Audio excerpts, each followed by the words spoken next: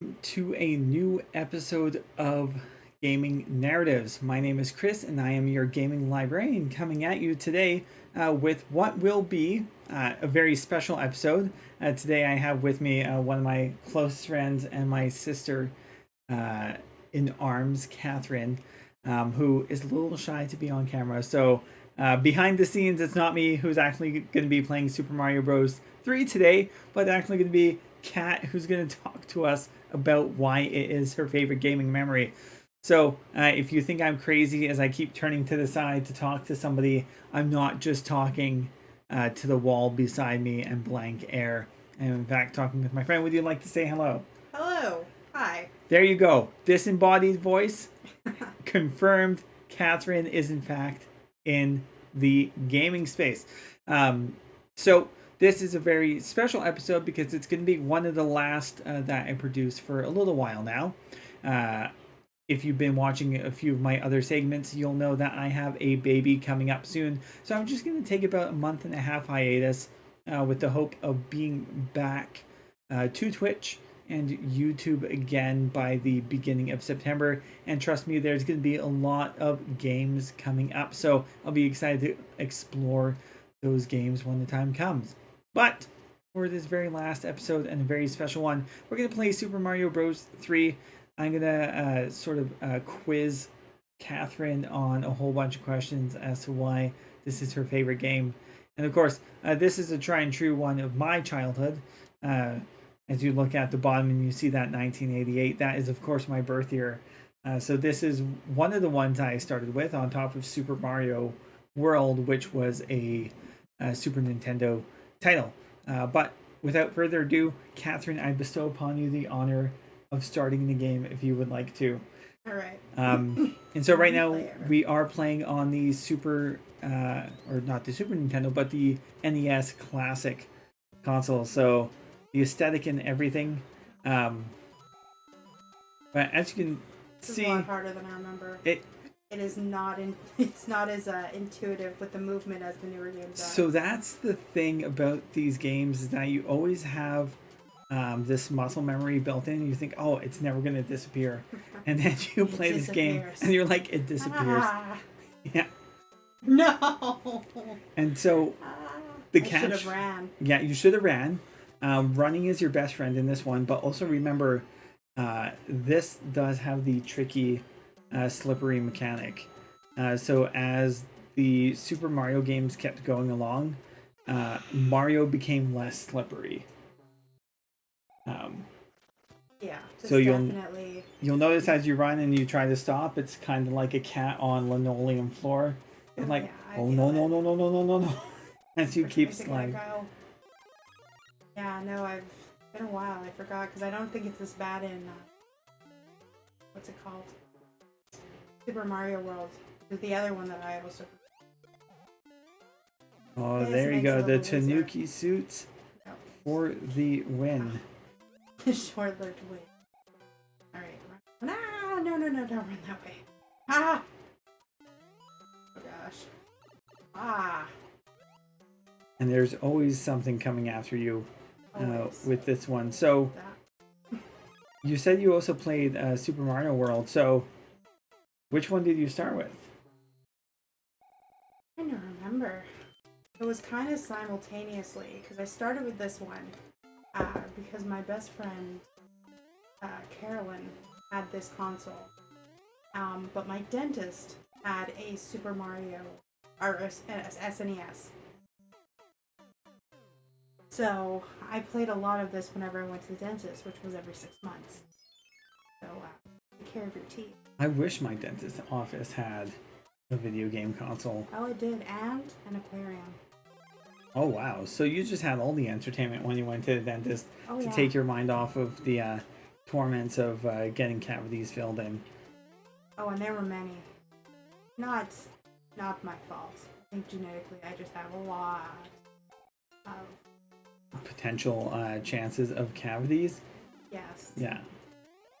No, I unfortunately with the Sega Genesis, and I mentioned this a few episodes ago, Sega Genesis being my first console that I was ever introduced to, and then sort of backtracking play some of the classic Super Nintendo titles when I would go visit my friends. I never experienced this. Oh. And so Super Mario World was one of my first. And then I tried playing this. And I'm like, this is ridiculously hard. Because, of course, naturally, it's the predecessor. And so they made improvements to make the game easier. And if I'm not mistaken, I don't think my boy Yoshi, as I'm wearing the classic shirt at the moment, is in this game. I think it was only in Super Mario World. I think he was introduced then as well. He started showing up. I also may have been introduced to Sega Genesis. I mean, my memory is foggy, and my friends literally had everything. Yeah, no, I was not so lucky. I did not even know that a P-Switch existed.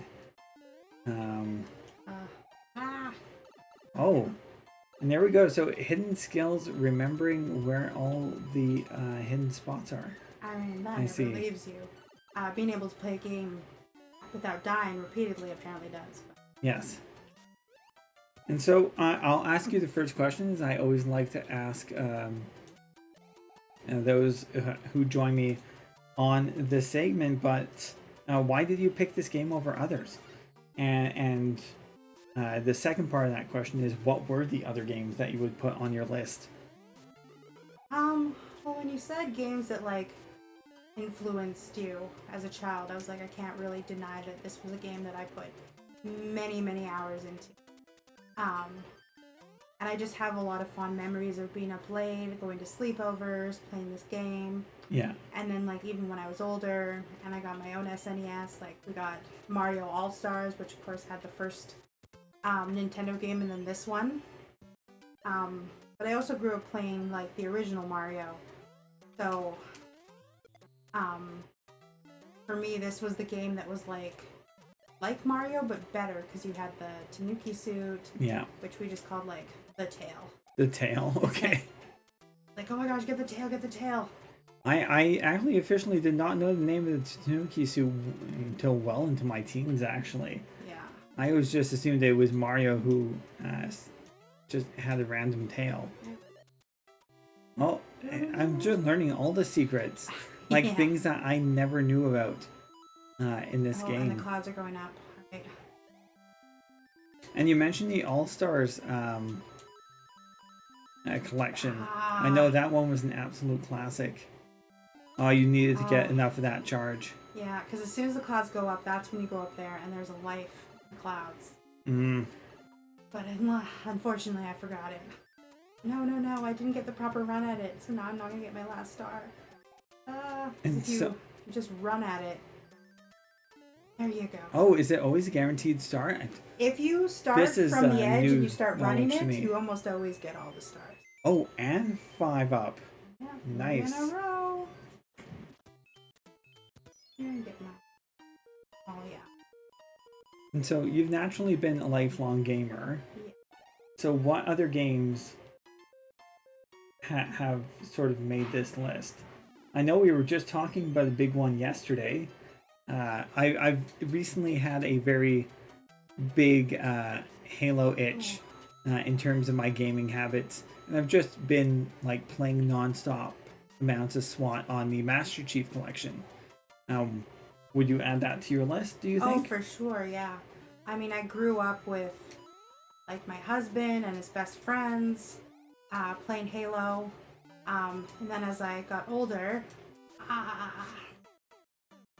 this game. As I got older, my nephews actually started playing Halo.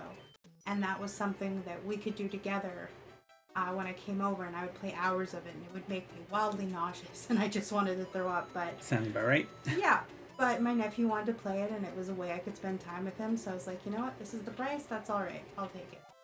So I played a lot of that, which was both fun and embarrassing, because my brother had to say to his child, stop killing your auntie, she has no idea where you are. So that was always fun. I got slightly better. Well, that's good. Yeah. But other games that I really grew up in was definitely Sonic. I played a lot of Sonic on the Sega Genesis. Like many, many hours of it. So as I can see, like as I'm watching you play, I can see the influences of Sonic. Like, you know your scrolling platformers really well. Like, it's built into muscle memory. I don't even have these abilities. I exist better in the 3D Mario realm than I do in the 2D any those given ones day. make me want to vomit too. Yeah, I'm getting better. that's fair. Galaxy was always my worst. I got the Nintendo Switch also had 60 Super Mario 64, Super Mario Galaxy, and I don't know why I'm doing this. I don't even have to Super do this Mario one. Sunshine. Right onto the camera. Just a sucker for punishment. Like, completionist must finish, and then I'm like, wait. 10-year-old, 9-year-old, no. 7-year-old, maybe? 7-year-old cat wouldn't have even done that. He would have just skipped right over it. Just gone right on ahead. Probably even younger, I think. Maybe 5 or 6. My friend Carolyn was a couple years younger than me. She wasn't even in school yet, so.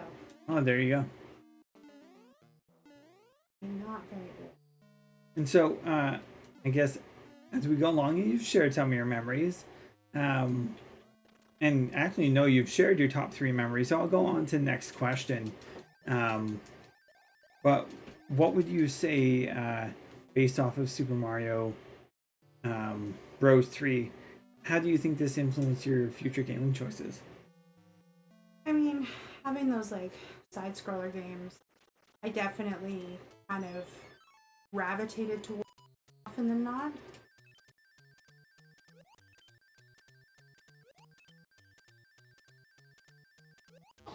Oh, so Slightly close. Like, you were just pressing that button like it was nobody's business. Like, you knew instinctually, gotta press it now, gotta press it now. And then I got one off. And so, I guess... How did it influence? I mean, I probably went more to these games, and when this style of game went out of style, it's probably when I stopped gaming for the most part. Yeah. Because, like, this I had talented. Anything else was, like, very difficult. Like, first-person shooters I find very difficult. But I've since gotten better at controlling the 2 joysticks. What really gets me up about new games is having to control the viewpoint as well. Whereas this style of games, you don't have to worry. It's just concentrated right there on the screen. Yeah, it's just the skills of being able to do things. I should have died there. It just narrowly escaped that. I was watching you go down this piranha plant, like, just poked its head out. But yeah, I definitely took a major hiatus. I played, like, N64, played the PlayStation 1, PlayStation 2, and then that's probably about when I stopped. The first Xbox I think I played, and the 360. I didn't really get into a lot of games on there because, again, the 3D aspect, the motion sickness, it's all kind of brutal. Sorry. Yeah, no, it's all good. Hey, added sound effects, I'm not going to complain. Yeah. I come with my own soundtrack. Yeah, it was interesting. I was reading an article, and I'd have to search it up and bring up the source, or maybe in a YouTube history video. But they brought up the interesting point right around the time that you were talking, giving up these games when this style disappeared. Right when the N64 and the PlayStation 1 came out, there was a huge move away from 2D platformers. Oh, yeah. They became passe, and nobody wanted to create in 2D anymore. It was all about 3D, poly, blocky characters. Think of Cloud from Final Fantasy, or even, Mario himself in 64. I think Crash Bandicoot. That's probably the first game I played on the PlayStation 1 that I loved. You are a sucker for punishment. I love that game. I was good at that game too. I cannot even play. So, okay, what Catherine is saying is that next time she's up to visit me, because she's the best auntie ever, and is going to visit her newborn niece, is that you're going to sit down with me for another episode, and we're going to play through Crash 1. I can see how expert these skills are. I don't know if it was Crash 1. It was whatever the one that was based around time. Oh, I know which one you're talking about. I can see it. I may not have that one, but I'm going to assume that the skills translate. I And don't then know. if we both suck terribly at it, and then we can load up Spyro, which was always like the I played kids' the little version of Spyro. Crash. Yeah. Not enough to What- actually remember anything. When you wanted to throw your controller out the window at Crash, you're like, okay, we're gonna put on Spyro instead. Fight you. I don't want to. Please. It's just. Please go away. Oh no. I hate these guys. They're the worst for Yeah, me. the They're Hammer Bros are quite annoying. They are. And so I noticed you got a flute earlier. Yes. What does that flute do? Oh, that's a great question. I think it whisks you away to the next world. If I remember Okay, correctly. that's what I thought. Like it opens up the plane so that you can sort of skip ahead. Is what speedrunners use to. I'm trying to remember the benefit of that. I think the benefit is to get to 2, and then you get to skip 2, because 2 is the desert where the meme sun lives. Like, you know, the sun that's always trying to kill you? So the one that's recently come up About the in heat Western wave? Canada about the heat wave, yeah. Yeah. That is the second world, and nobody really enjoys playing it. So... But he's so adorable. Why would I change him? No, he's King Scratch a lot. Yeah, it's the worst world by far, and no one likes it, so you usually went there and then skip to 3. I think you can skip to 3. I think if anything, I actually remember the warp tunnels from the original Mario better than this one. Yeah. It's been a long time since.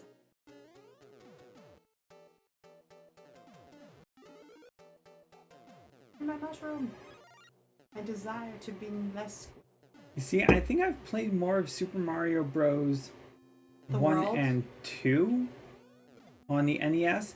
3, like I'm watching you play right now, and so many of these levels just look brand new to me.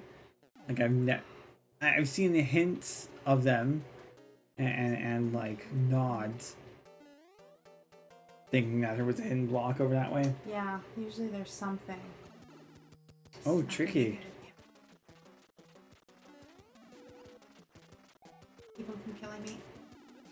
That should be. Oh, like a ball. And so, do you get to use this rod in the future? No, it just turns the king back into a dog, because every single land you go to, the king is a dog. Oh, okay. Because apparently no one talks to him. And is like, hey, there's a crazy guy who keeps turning royalty into dogs. You should probably warn them. No, you're on your own. Yeah. And I like how it's a human king, but the servant is this toad with probably the most bodacious hips I've ever seen on a toad before. Oh, interesting. In it, so it's Princess Toadstool. It's not Peach in this one. Okay. I'd have to search up my history. I feel really out of touch, but did Princess Peach only come around in the Super Mario Brothers time? Was she in? She was in the SNES, right? I think so. Whistles you away. And so Aton V, thank you for chiming in and for tuning in to Gaming Narratives. But they say the older Crash game is About Time. Might be 3. That might be and 3, it was called Warped. Yes. That's what I was thinking of. It was like either Warped or Warped in Time or something Cortex. And my brain was just a fluster with what this name could be. And yeah, so it is part of the trilogy.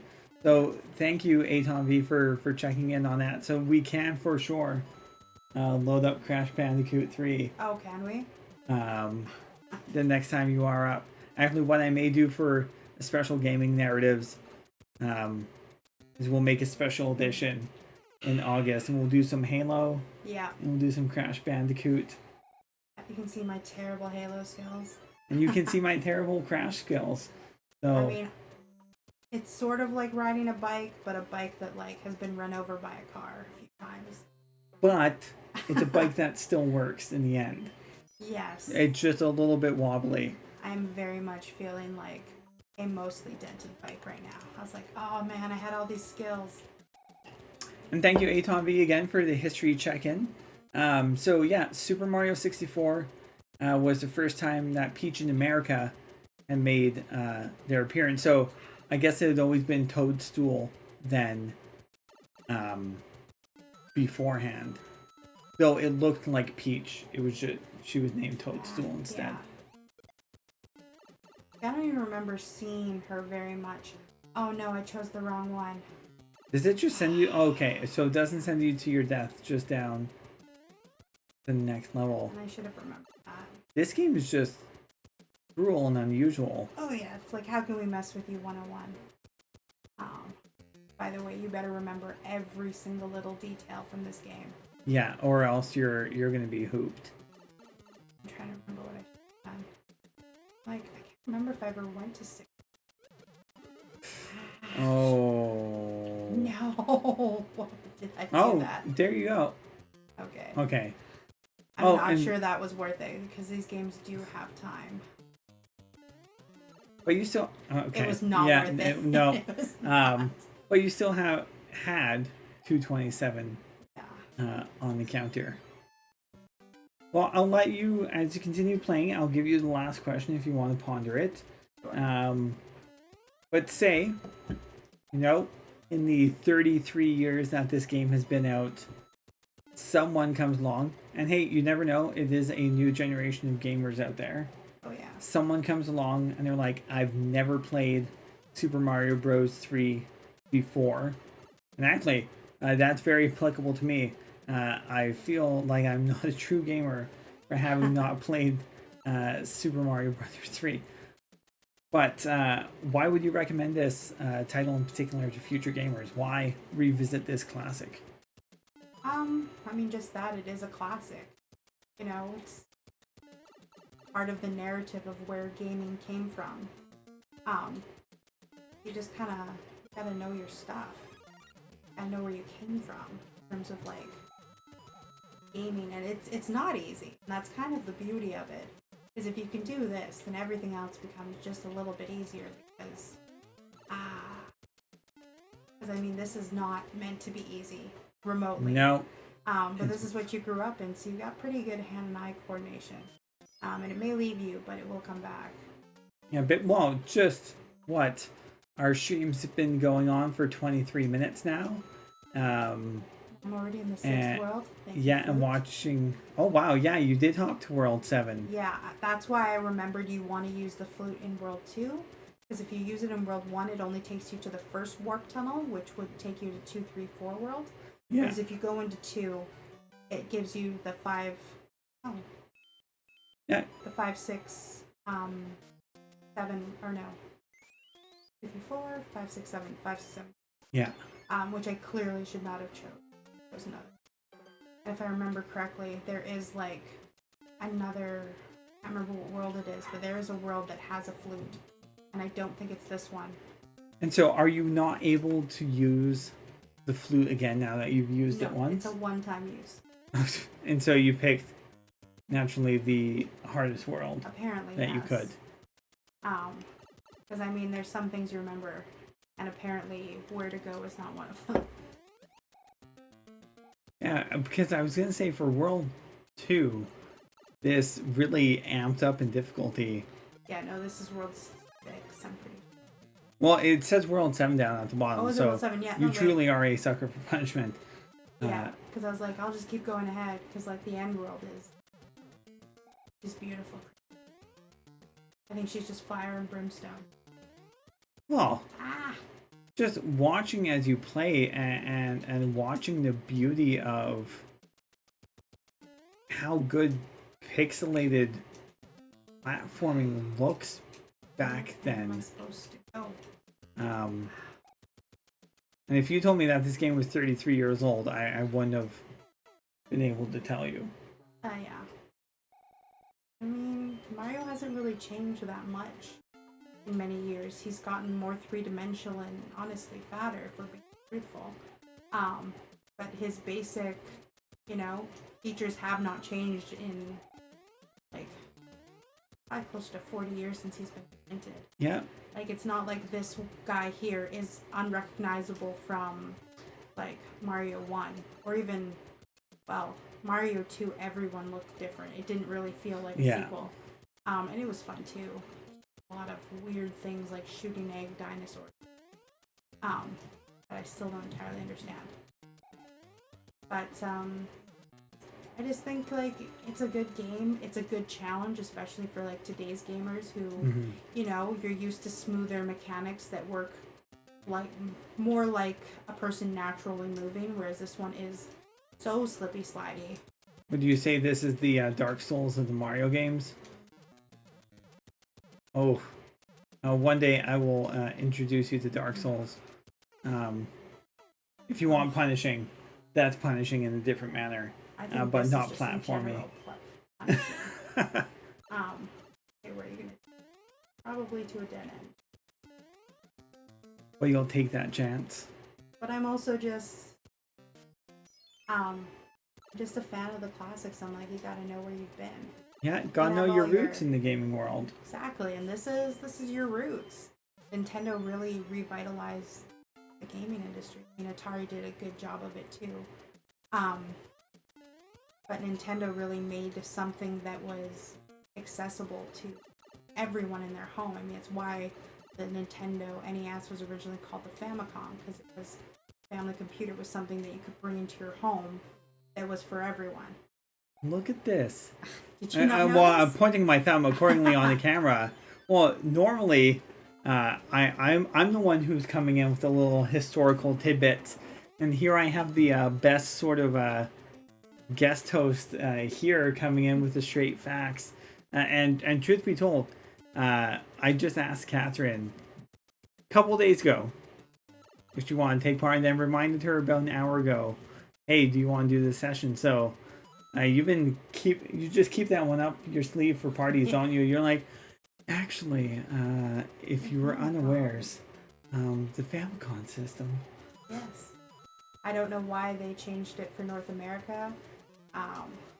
Seem to love our acronyms here, like McDix, but Famicom is too much for the 80s, but I feel like I read it somewhere that why they changed the name, because when the Famicom came out, I think that was 1984, and then the Nintendo Entertainment System would come out. I mean, it's the same system. Yeah, it's the exact same system, just yeah, it's except for the North American market. Different design. So the Famicom was that golden red and gold tone, whereas this is just like oblique and gray. It definitely screams like 1980s aesthetic if you ever look at an NES. And then they really only ever added color to the Super Nintendo, and even then the first iteration of the Super Nintendo is that same bland gray. Yeah, there's not even the purple with on it. Purple. No, well, the purple's there, but then the later iteration of it would be gray with at least a little more color to it. But again, the Japanese got the Super Famicom with the iconic, like, rainbow-colored A, B, X, Y buttons. Okay. Yeah, I'm not so much on the history past the Famicom. I just know that we owe a gaming debt of gratitude to Nintendo for bringing accessible gaming to North America in an easy, simple, and more affordable way. Yes, particularly after Atari almost killed it in 1983. So, but all right. So you're at a naturally conclusive point. I have asked you all the questions that you want. Awesome. Would you like me to give you the rest of your night back? I mean, I'm not going to get past the seventh world, clearly. It was a valiant effort. Yes. We'll have to, run a Rocky-esque training montage. Oh, yes. Playing Eye of the Tiger in the background as you pump the iron. And in this case, I mean, warm up your gaming thumbs and get used to the sliding mechanic. Oh, no, the arthritis. Yeah, oh, no, I feel it in my joints.